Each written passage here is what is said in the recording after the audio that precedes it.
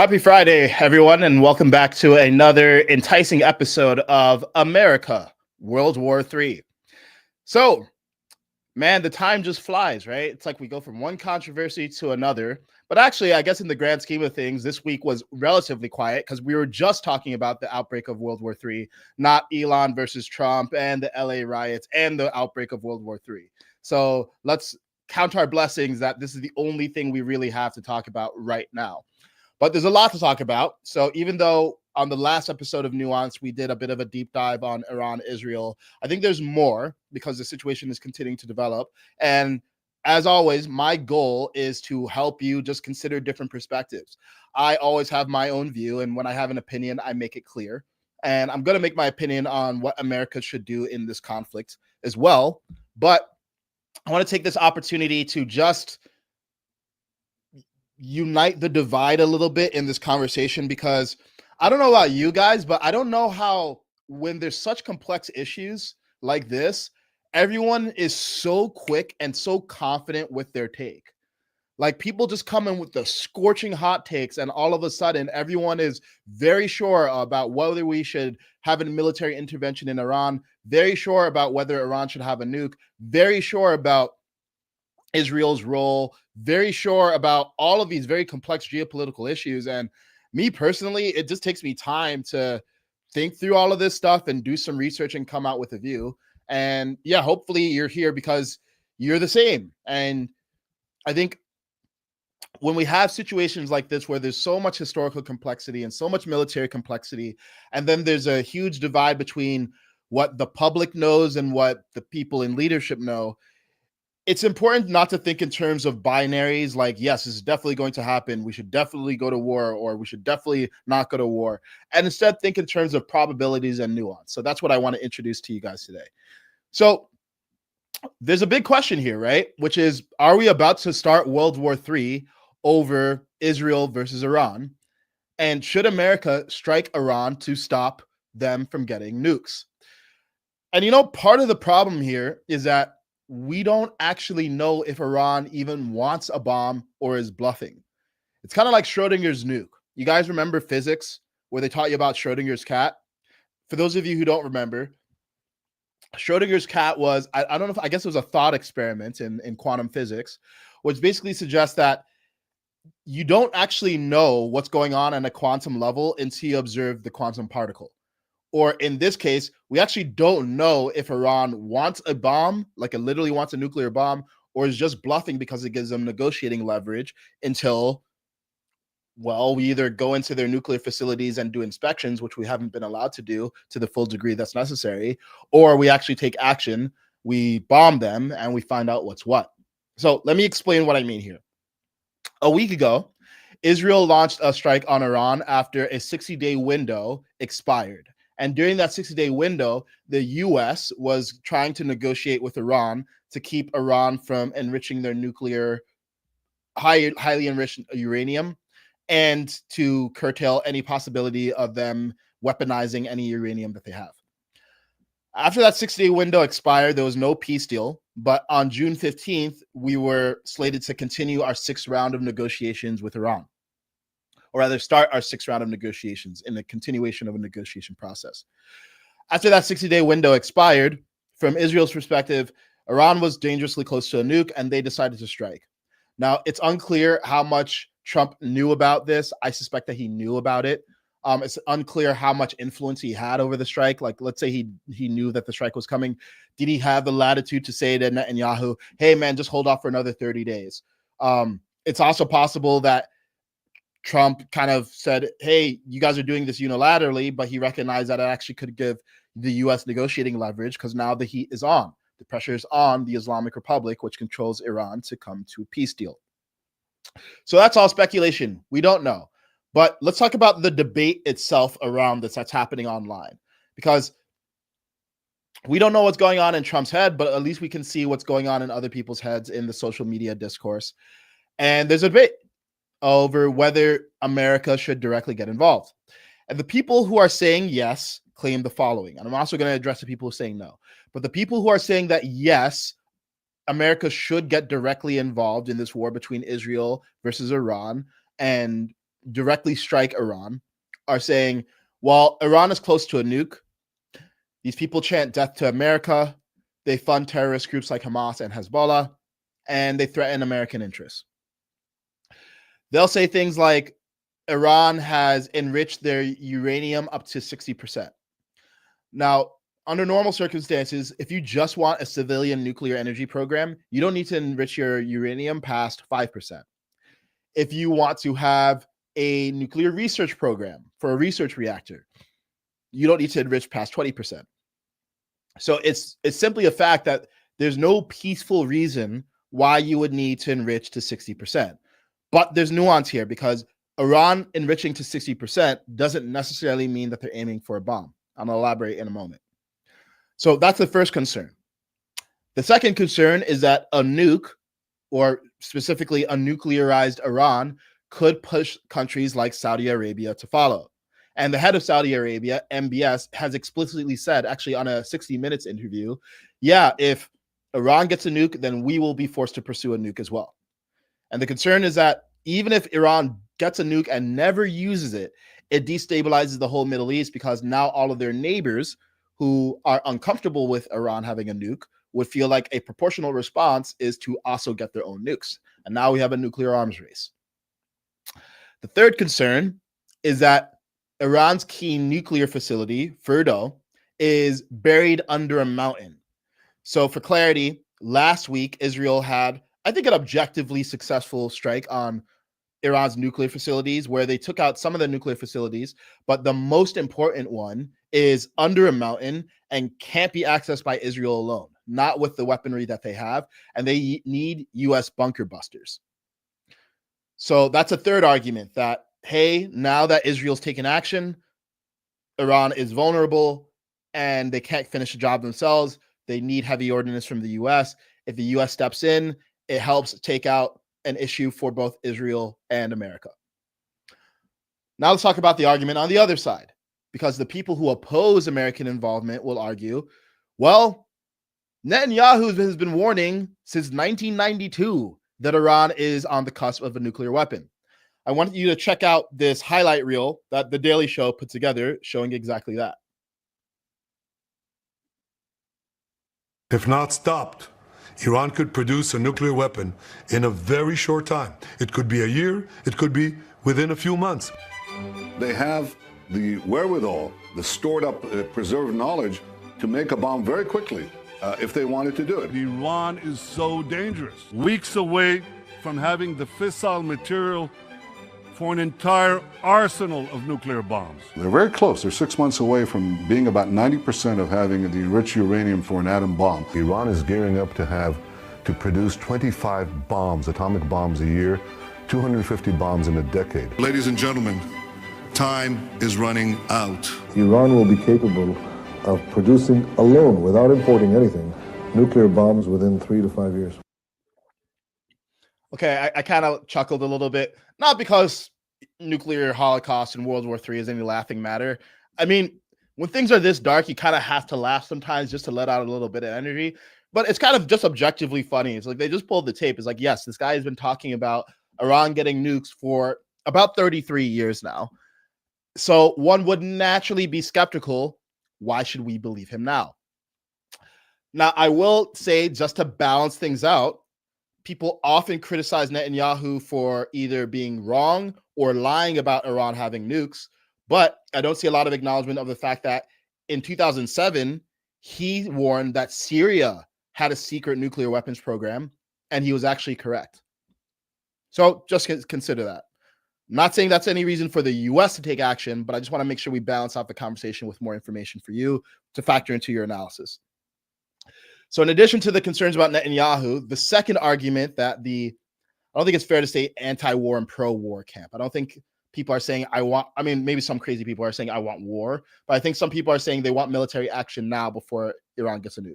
But the camp that says no military action will also say that, well, US intelligence and the International Atomic Energy Agency have both publicly said that they have assessed Iran to not have a nuclear weapons program.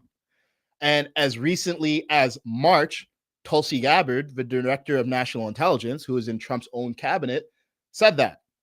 Now, if you guys watched the last episode of Nuance, there's of course more context, because Tulsi Gabbard said, yes, they have assessed Iran to not have a nuclear weapons program, but she also acknowledged that Iran has unprecedented levels of highly enriched uranium, 60%, as I mentioned, which has no peaceful utility whatsoever. So it's not necessarily her saying that they aren't moving in the direction of having nuclear weapons capability. It's just saying they have not seen any evidence that they definitely have a nuclear weapons program. Does that nuance make sense to you guys? We'll get into more of that later. Now, the messaging that's been coming out of the Trump administration appears mixed when you evaluate Tulsi Gabbard's statement versus Trump's statement. And this comment from Trump earlier today doesn't really help things. Check this out. Years ago, you were skeptical of a Republican administration that attacked a Middle East country on the idea of questionable intelligence of weapons of mass destruction. How is this moment different with Iran? Well, there were no weapons of mass destruction. I never thought there were. And that was somewhat pre-nuclear. You know, there was a nuclear age, but nothing like it is today. And it looked like I'm right about the material that they've gathered already. It's a tremendous amount of material. And I think within a matter of weeks, or certainly within a matter of months, they're going to be able to have a nuclear weapon. We can't let that happen. I was very much opposed to Iraq. I said it loud and clear, but I was a civilian, but I guess I got a lot of publicity. But I was very much opposed to the Iraq war. And I actually did say, don't go in, don't go in, don't go in. But I said, if you're going to go in, keep the oil. But they didn't do that. What intelligence do you have that Iran is building a nuclear weapon? Your intelligence community has said they have no evidence that they are at this point. Well, then my intelligence community is wrong. Who in the intelligence community said that? Your director of national intelligence, Tulsi Gabbard. She's wrong. Mr. President, is the Chinese in any way helping Iran at this moment? Clearing reports of serious planes landing in Iran from China? They say that they're there to take people out. Okay, so NEX just asked a very good question in the chat, which is, okay, well, if Iran is not starting a nuclear weapons program, why would they have all of this highly enriched uranium, which pretty much has no peaceful purpose and is heading in the direction of being used exclusively for weaponized uranium?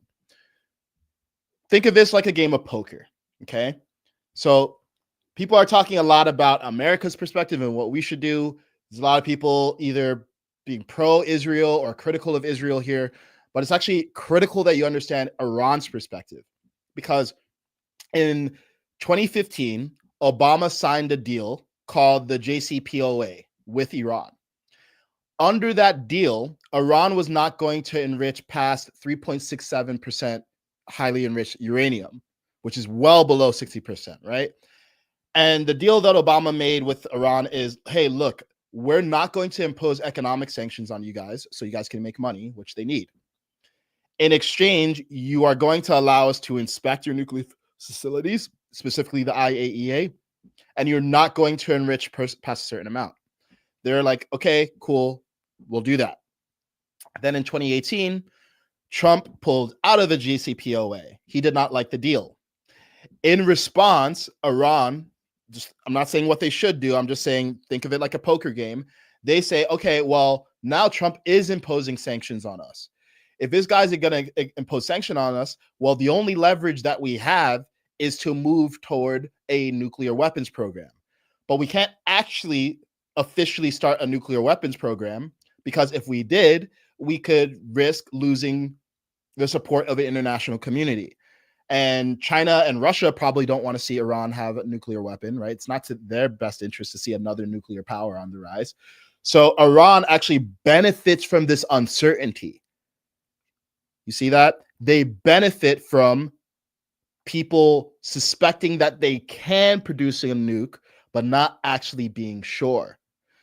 So over the last several years, they've continued to enrich more and more, up to 60%. And they've actually been enriching up to 60% and had it around that for years. What changed over the last, let's say, 2-ish years, a year and a half to 2-ish years, they started not just enriching, they haven't just enriched further, they've amassed more actual uranium. So now the threat is even greater because now they have enough uranium to create several nuclear warheads if they choose to enrich that uranium from 60% to 90%. Are you following me so far? So from Iran's perspective, they don't want people to know what's in their hand, but they want people to think, oh, they could have a joker in their hand. And if they have a joker in their hand, that's leverage. Whether they're actually planning on weaponizing, I would actually guess it's not a yes or no. I'm guessing it's dynamic. Like, why would they, if you're Iran, why would you sit there and say, yeah, no matter what, we're not going to pursue a nuclear bomb? No, you have Israel attacking you. You have America potentially threatening to bomb you. Of course, from their perspective, they're going to be open to getting a nuclear weapon. What kind of state is not going to be open to getting a nuclear weapon if they feel like that's their only option? I'm not justifying it. I'm not saying we need to be sympathetic to Iran or the Islamic Republic. They've done awful things. You guys probably saw my most recent post talking about them torturing or arresting over 30,000 women over the last several years for not wearing hijabs, and then torturing, killing, raping, beating a lot of them. So, like, in no way I'm a supporter of the Islamic Republic, but it's important to understand the self-interest of the various actors if you want to find the best solutions. If you don't understand, genuinely understand the roles of all the different actors, you can't find the best solution. Even if your solution is going to be bombing them, you still need to understand, okay, how far can I go before I need to use a weaponized option? So that's why Iran, from their perspective, they want to have the ambiguity of Schrödinger's nuke. They want to have the box closed, and they want you to wonder what's in the box. And they want you to be scared there might be a nuke in there, even if there's not. And what Tulsi Gabbard and what IAEA have said doesn't contradict the possibility of them getting a nuclear weapons program, because to go from 60% enrichment to 90% only takes a few weeks. And then after you get to 90% enriched uranium, you still need to do a lot of different things, right? Like, you need to actually compose the warheads. You need to potentially at least do some testing of your nukes to make sure that they actually work. Although some nations, when they get nuclear capabilities, they don't even test it because the threat is enough. But the problem is the enrichment process is much easier to detect for the outside world. It's much easier for us to detect if Iran is going from 20 to 60% or 60 to 90%. It is much harder for us to detect every step that comes afterward. So you see what I'm saying? You see the dilemma here. Iran has a window of several weeks where they could go from 60 to 90%. And, it takes time to plan an operation to take out the nuclear capabilities. So a few weeks might be too little to respond if they decide, all right, flip the switch, we're going to 90%. And then after they go to 90%, it becomes much easier for them to assemble a bomb in secret. Does that make sense so far? Good. Okay. So let's talk about another dimension here. A lot of what has people split is their positions on Israel. Now, for those of you who don't know, Israel is rumored to have nuclear warheads themselves, and has been rumored to have nuclear warheads since, I believe, the 60s or the 70s. So for a while now. Many people have said, well, there seems to be a double standard here. Why is Israel allowed to have nukes in secret? And see, they're playing the same game as Iran, right? Because they never confirm that they have nukes. They're always ambiguous about whether they have them, because they recognize, yeah, they're going to get condemnation if they reveal they have nukes, because, I mean, they didn't sign the Nuclear Non-Proliferation Treaty, but yeah, it's kind of, the international community be like, what the hell? Like, you guys, we don't want more nuclearized nations, so how come you guys unilaterally did this? But the ambiguity of we may have nukes works to their their benefit, actually, when they're dealing with their opponents in the Middle East, because Iran might be like, well, if we go too far to Israel, they could drop a nuke on us. But from Iran's perspective, and not even from the perspective of people who are sympathetic to Iran, but at least critical of Israel, it doesn't seem fair. They're like, there's a double standard here. How come Iran can have nukes and Israel can't? Well, I'm going to posit a view, and I'm not confident in this view yet, but I want to at least articulate what the rationale would be. The rationale is that, has Israel the government of Israel done evil things like bombing Gaza and the high civilian casualty cost? Yeah. And I'm not even saying that they shouldn't do it. I'm saying killing is evil. To me, in my moral philosophy, killing is always evil. It doesn't, even if you're killing defensively, even if you're killing to defend your family, it's still evil. And sometimes we do evil things because we can't figure out what else to do. So I'm not justifying anything about what Israel's doing, but let's just call what they're doing evil. Well, the argument would be that what the Islamic Republic does is more evil because there's a hierarchy of evil. That's what the argument would be. The argument would be that there's a difference between Israel, who in theory at least is trying to minimize civilian casualties and is not explicitly called for the eradication of Iran, versus Iran, or the Islamic Republic, which has explicitly called for the eradication of Israel and has explicitly called America the great Satan and Israel the little Satan. Now, to counter that argument, one could argue, hey, maybe Israel's just smarter. Maybe they actually want to wipe Iran off the face of the map. They're just smart enough to not say it. And Iran, for whatever reason, maybe they're just not very strategic, they say it. That's possible too. And I think that's part of the concern increasingly of anti-Israel critics, especially with what they see going on in Gaza. Because there's many people who believe that in Gaza, the Israeli government is functionally committing at minimum an ethnic cleansing, like we're trying to remove Palestinians and just take over Gaza, and doing that in plain view while towing the line of genocide, even if it's not actually a genocide. That's the concern. But I want you to just understand why, from like a moral point of view, some people consider Islamic Republic much worse than the Israeli government, even though they think that some the things that Israeli government are doing are reprehensible.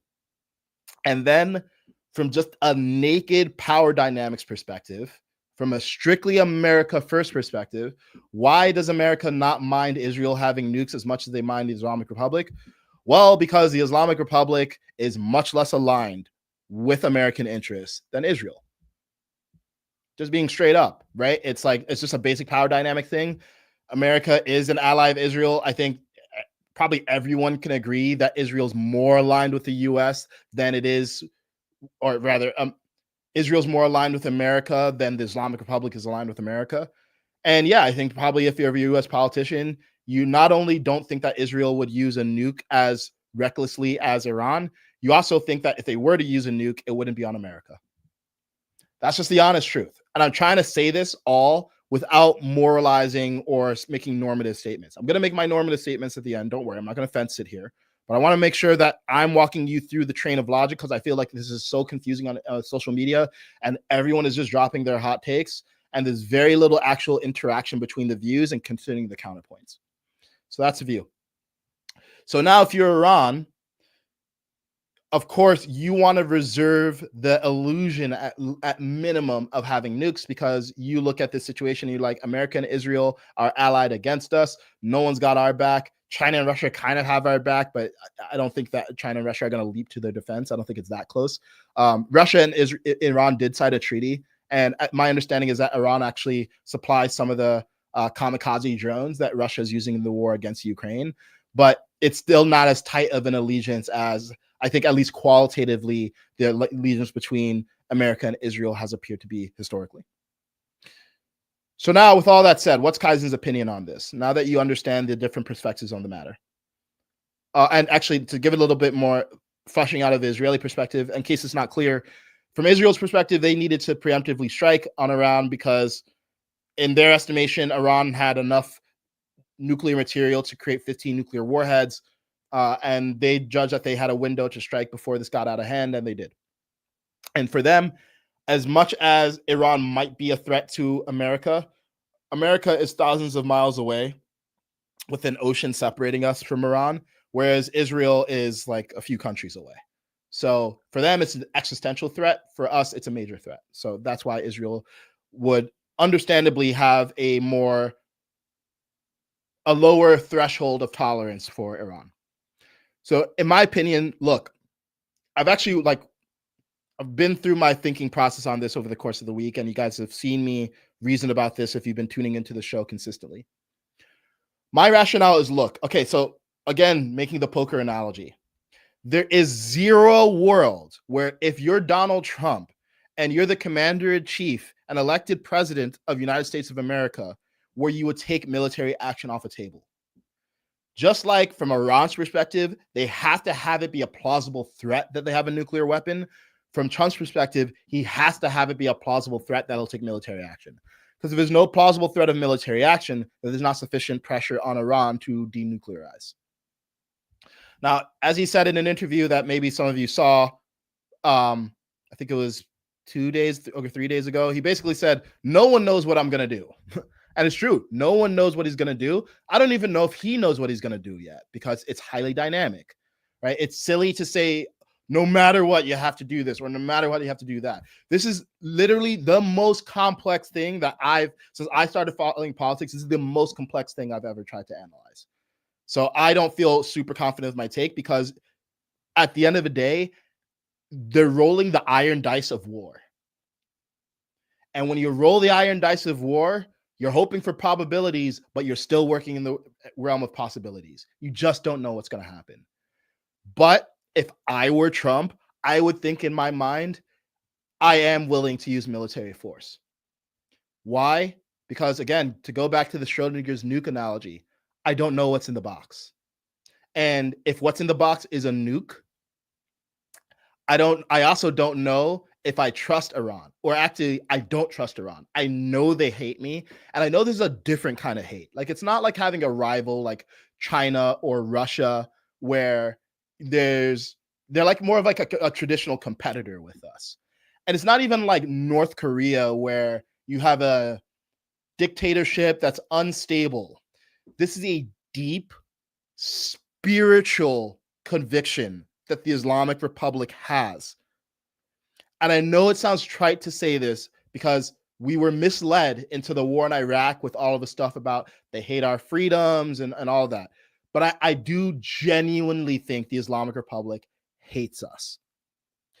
And I think we've given them more reason to hate us with our interventions in the Middle East over the last 3 decades.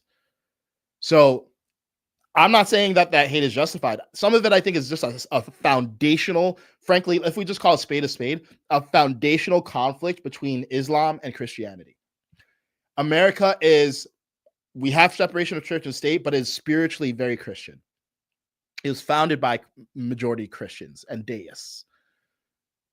Islam is not, I don't think it's fundamentally incompatible. I think there are many reformist Muslims who, for example, live in America. We have like 4 million Muslims in America who are great citizens and don't hate America, obviously.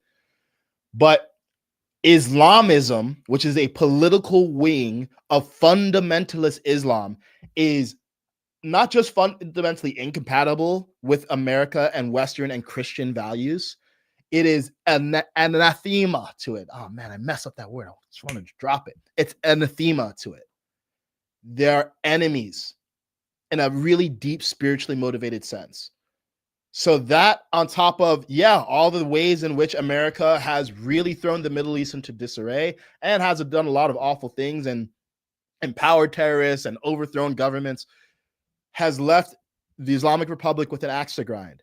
And going back to the idea of a hierarchy of evil, when you think about the kind of culture that would produce someone who would literally put on a suicide vest and crash planes into buildings in your country, knowing that they will die, but happy that they will die because they think it's God's plan for them. Yeah, that's not just scary, it's really unpredictable. And if you're Trump, you're just not going to be willing to take that risk. So I think he has to be willing to take military action. And I say this just strictly from a self-interested point of view. I don't see how, as a president of the United States, you could allow Iran to get nukes in good conscience. Now, I understand the concerns of people who are saying, well, we don't want to be manipulated by Israel's government into a war. We don't want to be fighting on behalf of Israel. Netanyahu's been wrong for 30 years. I think we can actually remove all of that and say, look, even if Israel had no issue with the Islamic Republic getting nukes, we should. We should. And maybe it would take months to maybe even years for them to get to the point where they can assemble a nuclear warhead that could actually threaten the US. But merely the prospect of them having a nuke destabilizes the region. It undermines all the peacemaking that Trump has actually been doing in the region with the Abraham Accords, making peace between Israel and trying to make peace between Israel and Saudi Arabia and some of the neighbors there and Egypt. Like, there's actually been a lot of good work and foundation laid by Trump. This destabilizes all of that. And I think Trump actually mentioned this in an interview. It was actually one of these more rare philosophical moments from him, where he says, philosophers say that the world will end in the Middle East. And I think there's something to that. This is not objective. This is me just pontificating. But I think there's something very deep about what's happening at the Middle East that is the unique confluence of religious and ideological and historical and political and geopolitical conflicts, where, yeah, it is the most charged place in the world right now. And I think what happens there has a ripple effect on the rest of the planet. So it is important to get this right. And I think that military action needs to be reserved as a last resort, but it does need to be reserved. And I think it would be silly for President Trump to take that off the table. And if he decided, in his judgment, not being reliant on Israeli Defense Forces intel or any of that, like, he has to trust his instincts. He needs to trust his own intelligence. He needs to trust his read on people. If he trusts all that, then I would say, yeah, strike. And the strike should be exclusively for one goal. It should not be about spreading democracy or even a regime change.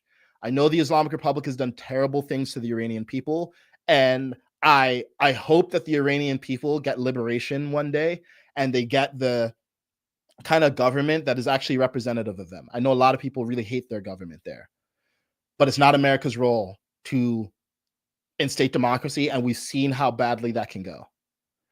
I don't want to see this transform into a justification of spreading Western values to a place that might not be compatible with Western values right now. I'm not interested in that. If we're going to strike, it should be surgical, and it should be about crippling Iran's nuclear weapons capability. And all that said, again, we're rolling the iron die of war.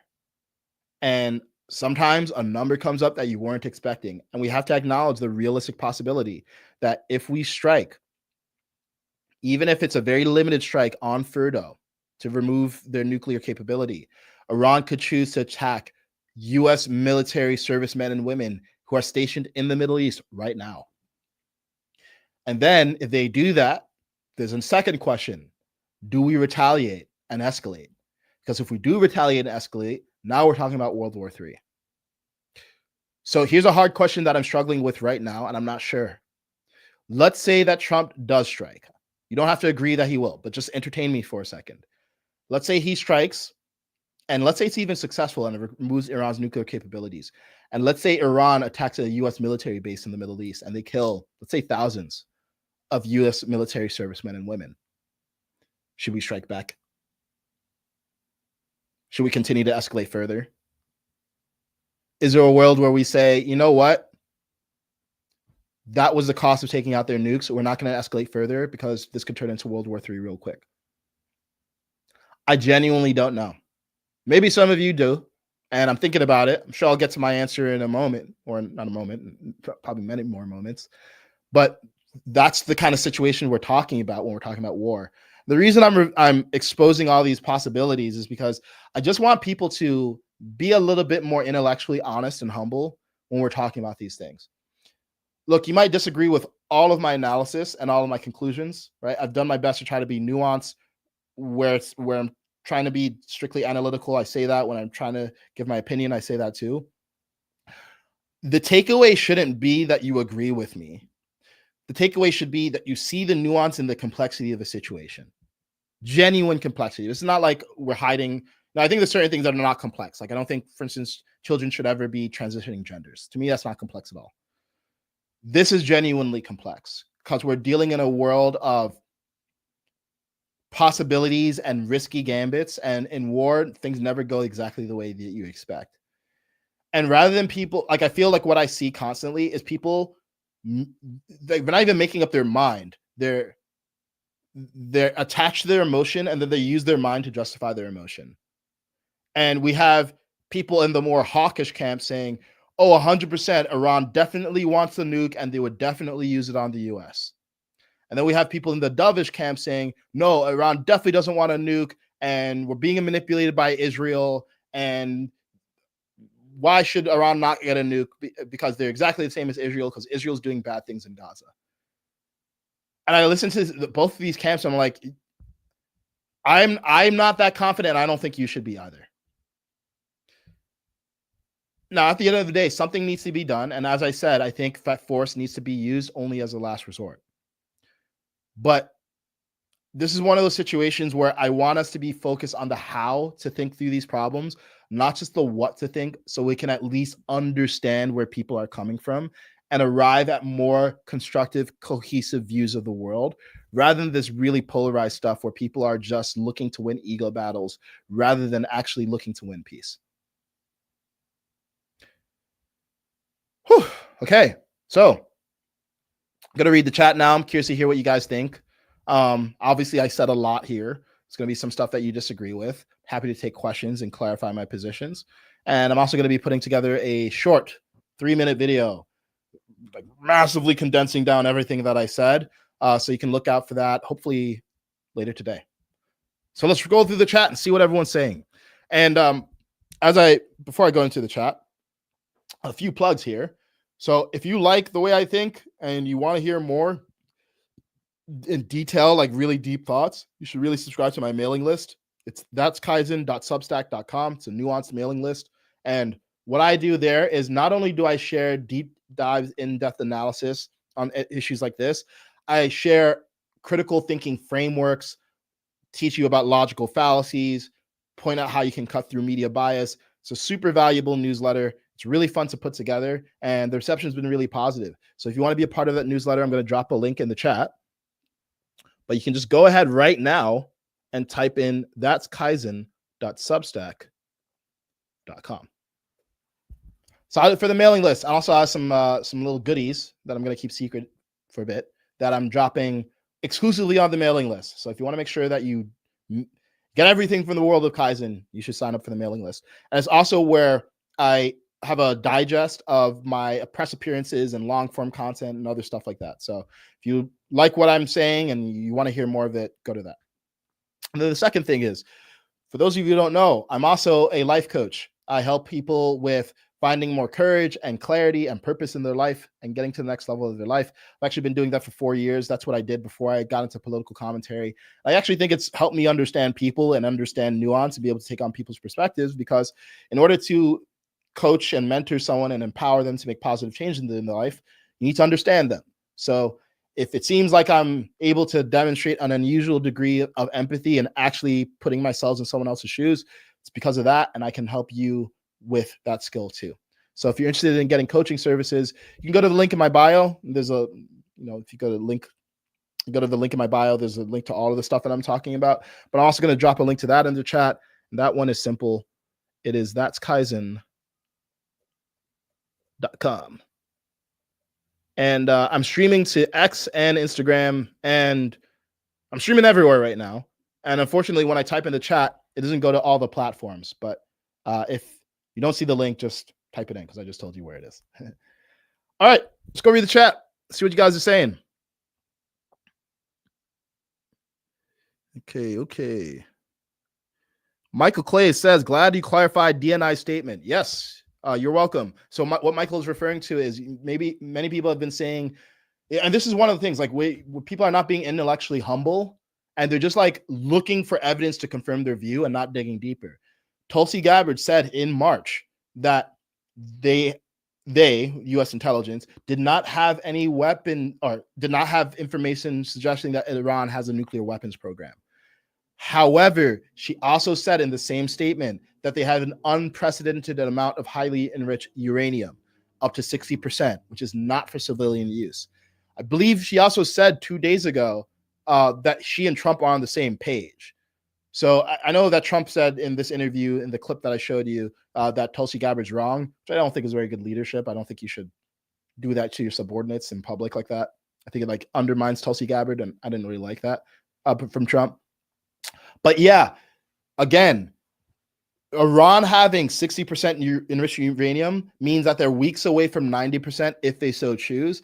And once they're at 90%, it becomes a lot harder to detect whether they are actually turning that 90% enriched uranium into weaponized uranium and a nuclear warhead, because it's much easier to detect when someone is enriching uranium than it is to detect whether they're assembling a nuclear warhead, because that could happen in an underground base like Fordo, for example. So you're welcome for the clarification.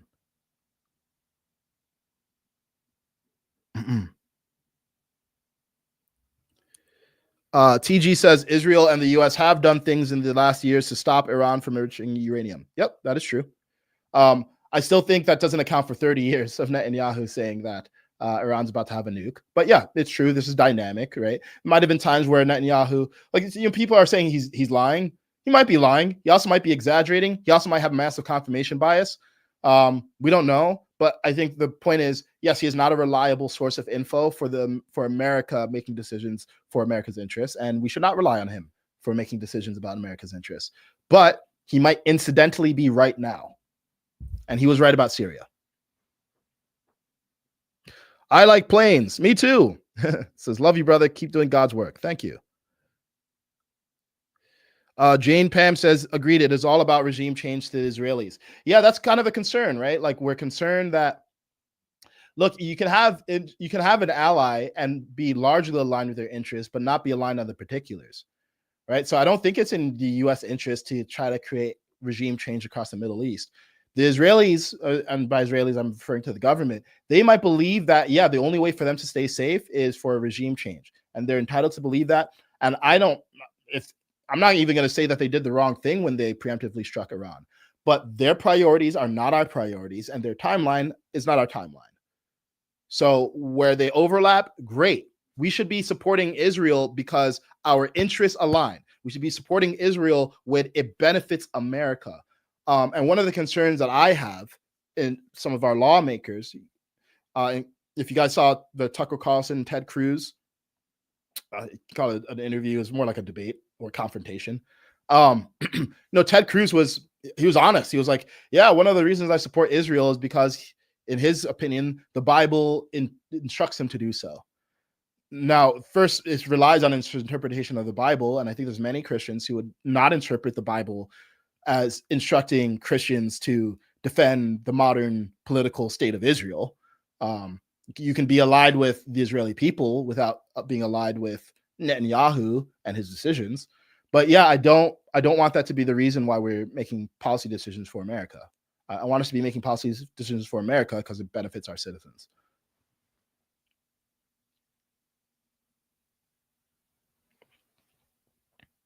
Let's see. More comments. Bonnie Baber says, I don't think the USA should be involved. Israel can handle it. Potentially. I actually think a member of Israel's cabinet said today that they can delay Iran without the US being involved. If so, great. I mean, sometimes, yeah, Israel takes care of a thing that they were in a better position to, and America gets all the upside and none of the downside. So possible. I still think it's probably to the US's benefit to broker some sort of deal like the JCPOA with Iran, even if we're not going to militarily strike, though. Because, yeah, this is going to be a recurring issue, and things can escalate between Israel and Iran, honestly, just out of desperation on the Islamic Republic's part, because the Islamic Republic, we've imposed sanctions on them. We've put them in a very unstable situation. And when people are in unstable situations, sometimes they do desperate things. And even if Israel's holding them off, it's very unpredictable. So even if we decide not to do a military strike, I do think that the US needs to be involved. It just doesn't need to be militarily. And I doubt that Israel and Iran are going to be able to make peace by themselves. I think Trump is probably the only person who can make peace between them, like he did between Israel and some of the other Middle Eastern nations. So I think the way that US should be involved should be narrowly prescribed. And yeah, it's contingent on how much we think that the nuclear threat is a threat to America.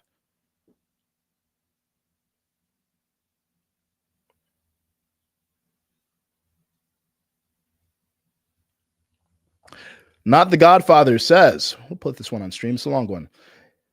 It's been years of following this. Not one American boot has hit the ground. Iran's uranium enrichment facilities are going down. The regime is crumbling. Obama and Biden enriched them. I'm not sure what that means. Israel is handling. They've wanted a bomb forever. Why trust the bluff? If they say they'll blow Israel off the face of the earth, believe them. It's foolish to believe otherwise. Yeah, I mean, this is the argument that, hey, believe what they say when they say they want to kill you. And again, the incentive for Iran not getting a bomb would be if they actually get a bomb, that itself escalates things, and they might not be ready for that level of confrontation. So imagine imagine right now the whole world found out that without a shadow of a doubt, Iran does have a nuke. Well, now they lose any international support, right? Because at that point, China and Russia are probably less likely to support them because they'd be like, hey, you guys actually went for a nuke. You're on your own. And now their back is against the wall and they're in an all or nothing situation. So I think if you're being strategic, I don't think there's people running the Islamic Republic are stupid, right? They've been running the nation since 1979.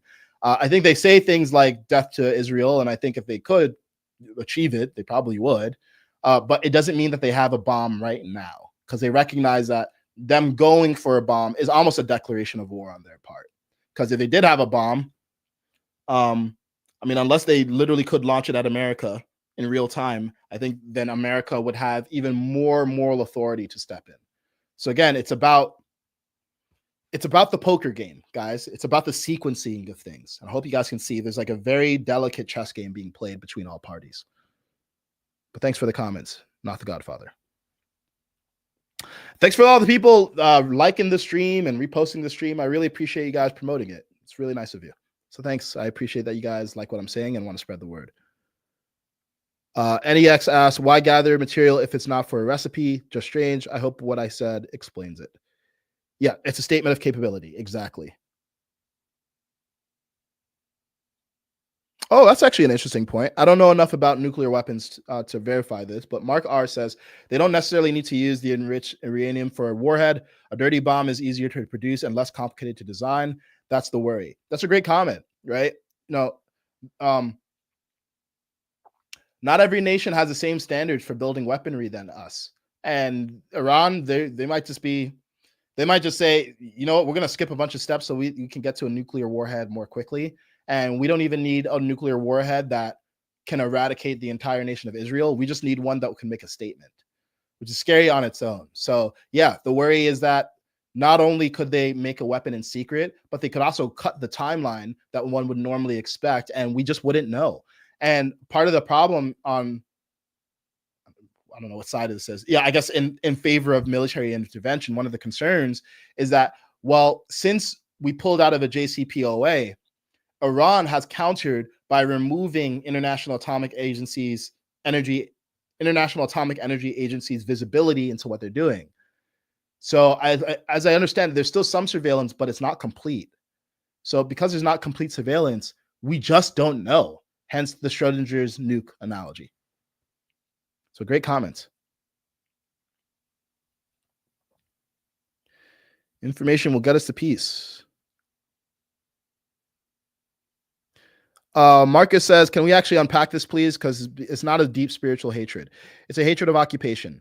And all we've done in the last 3 decades is support their occupiers, Israel. I think it's both. I think, look, they're extremists. And I'm not even talking about Islam. I'm talking about the Islamists who control the Islamic Republic. And there, as I said, there's like I think they're foundationally antithetical to Christian values. And I think we have aggravated them to a significant degree. So it's not as simple as, oh, if we hadn't done any occupation, there wouldn't be any extremists, right? There have been holy wars since, I mean, throughout the last millennia between Christians and Islamists and people who believe in the political branch of Islam. Not just like, it's not just religious. It's like believing that, yeah, the correct way to run a nation is to have an Islamist state. But yes, as I said before, it's not just a deep spiritual hatred. I think it's been massively aggravated by America's actions in the Middle East and our support of Israel. And I'm not saying that we shouldn't support Israel. I'm just speaking to the causality. But that said, this is something I'm open to, right? I'm not very well versed on the history of extreme extremism and Muslim extremism. And I'm open to an argument that, hey, even if there were extremists who just fundamentally hate America, there wouldn't be enough of them to even be a threat if it weren't for America's interventions, right? Because there are other Muslim nations that have no problem with the U.S., like Saudi Arabia and UAE, and we have great relationship with them, and they're not calling for the death of America. So yeah, we do need a strategy for the Middle East more generally that is not bombing people that we disagree with and trying to overthrow democratically elected regimes, like, for example, Iran, because Iran had democratically elected leaders until 1953 when the US helped coordinate the overthrow of a democratically elected leader. And then they replaced that leader with a Shah. And then that Shah was overthrown in 1979 by Islamic Republic. So yeah, part of the problem is that we meddle in situations we don't understand, and then we create threats that we can't handle. And admittedly, what I said about Islamism and extremism, I'm less confident on. That's probably the thing I'm least confident on in the stream. So open to being educated on this point. Don't take my word for it. Obama didn't want them to have nukes either. Only bad things can happen. Yep, of course. Obama did not want them to have nukes, and that's why he signed the JCPOA. And many people have argued that Trump pulling out of a JCPOA was a huge mistake. Now, this is another dimension. When the JCPOA was signed, Netanyahu was not happy with it because in Netanyahu's view, in 10 to 15 years when the JCPOA was sunset, Iran would then be able to go try to weaponize and get a nuke. And people argued, okay, well, that's an issue for 10 years from now. But Netanyahu took a lot more hardline position where he did not want Iran to have a nuclear program at all, not even like a no nuclear energy period was his position. So he was very happy when Trump pulled out of the JCPOA. And then JCPOA wasn't just about nukes in the region. It was also about the broader conflict and Iran's support and funding of proxy organizations like Hamas and Hezbollah. So it's more complicated than as simple as a give and take on nukes. But there are many people who believe that Trump pulling out of the JCPOA was a mistake. And I think whether you think it's a mistake or not, right, because one could argue that Trump pulling out of the JCPOA meant that he imposed sanctions, which left Iran in a position where they could not fund terrorist proxies as well. So that would be the counter argument. I think it's hard to argue that if the JCPOA had stayed in place, we would be in a situation where Iran was as close to nukes as they are now. So that's a trade-off, and now the chickens have come home to roost.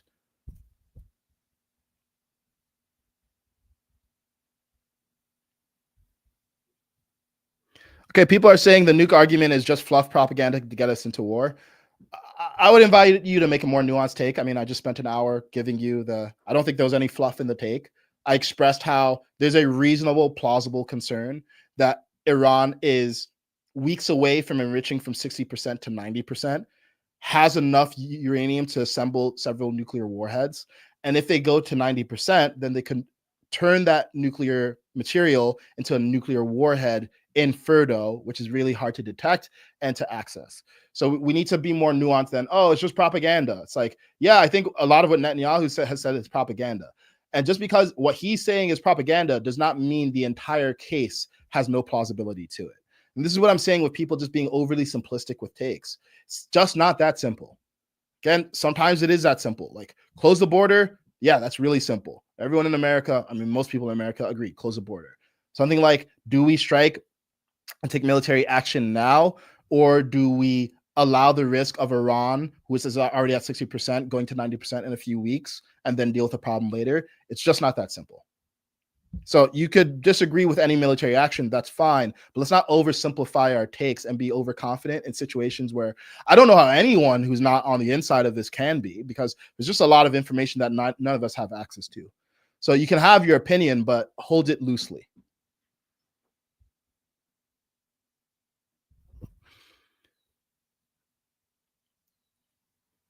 Oh, this is an interesting take. Trump should offer a substitute of thorium-based nuclear energy to the people of Iran. Thorium isn't supposed to be weaponized. To de-escalate, offer an out to the people of Iran, not the regime. I really like that. Thank you for being constructive, rather than just like taking a hard stance. It's like, hey, what's a constructive solution? And yeah, I haven't really talked too much about what could peace actually look like here. So let's give that some airtime, right? So ultimately, no one, I mean, I don't think any sane person wants war here, right? Like peace is the ideal outcome by far. And a peaceable solution would need to accomplish several things. One, it would need to accommodate Iran's perspective and both the Iranian people and the Islamic Republic's perspective, right? Because they all have a level of rational self-interest. And there's a reasonable claim by the Islamic Republic of, hey, we want to have access to civilian nuclear energy and we want to have a nuclear energy program. And one could argue that Netanyahu is being unreasonable by saying no nuclear energy whatsoever. I mean, this is a sovereign nation that needs to take care of its people and has economic needs as well. So yeah, if we're going to say, look, you don't have nuclear weapons and that we have stick behind that with the threat of military force, what's the carrot? Like, how do they benefit from this at all?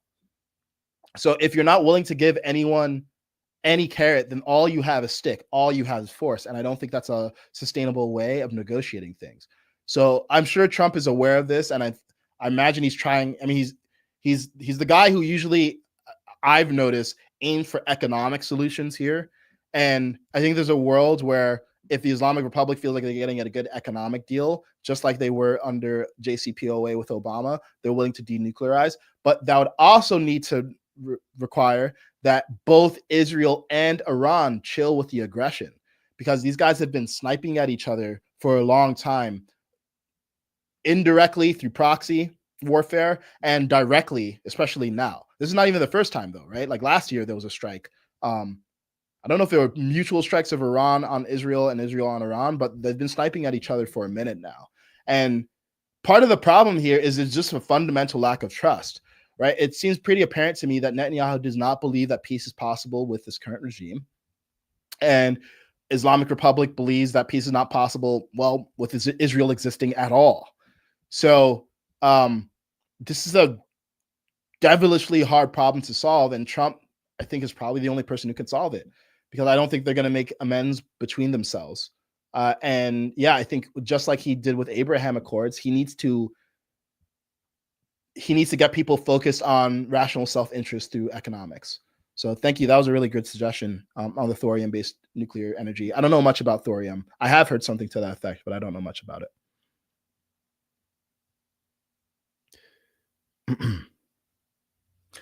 Someone says a U.S. strike leads to World War III. If only things were that deterministic. I don't think it's that deterministic. I think there's a world where a U.S. strike, a precise strike on Fordo, causes Iran to say, okay, you know what? We're not prepared for a full-scale war. We are willing to negotiate if U.S. makes us economically whole. Now, there's a world where they decide and they get emotional and they say, all right, you know, we're just going to kill your troops, in which case they should know that they're inviting oblivion, because it's very likely that at that point, especially domestically, there'll be a lot of support of just saying, all right, you know what, full scorched earth on Iran. I hope it doesn't get to that point.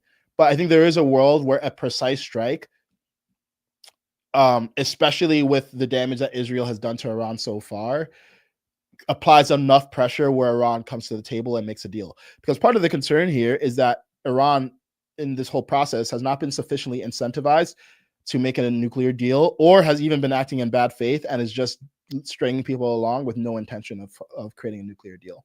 So again, iron dice of war is, I think, probabilistically not binary. If it was as simple as a binary, well, none of this stuff would be complicated, right? And we'd have nothing to talk about, but it is complicated.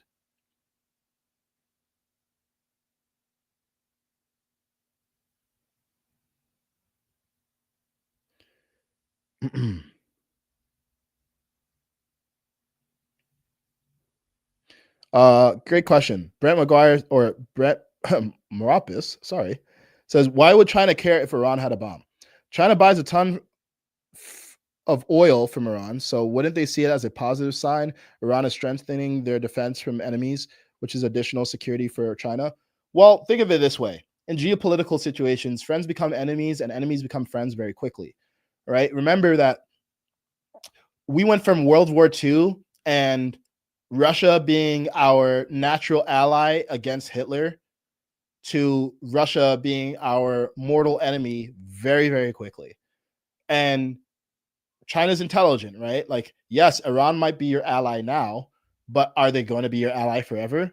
do you want another nation on the planet with nuclear resources that could potentially become an adversary in the future? I don't think it's the interest of any of the top dogs for Iran to actually have a nuke. Now, I think it's in China's interest for Iran to keep the US on its toes. So I think it's actually probably, from a Chinese standpoint, ideal for Schrödinger's nuke to persist and for US to be in a perpetual state of uncertainty about whether Iran has nukes. But I would say, no, you probably don't want more nuclear powers on the planet if you're China, who already has nukes. But I don't know. I don't know the Chinese mindset. I'm just answering on the spot here.